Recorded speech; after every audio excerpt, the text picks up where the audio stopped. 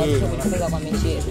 Kwa hiyo kafanyika kama kwenye miaka 4 mradi tukapete au free ndani ya walezi na sisi walimu tukapata na center zetu ambazo tulikuwa tunalipia kodi. Lengo kubwa ni watoto wajifunze kwa michezo, lakini mwisho wa siku ndio basi maendeleo kwenye maeneo yao. Kauli mbiu ya kimataifa ya siku ya kucheza duniani inasema kwamba chagua kucheza kila wakati, yani choose play every day.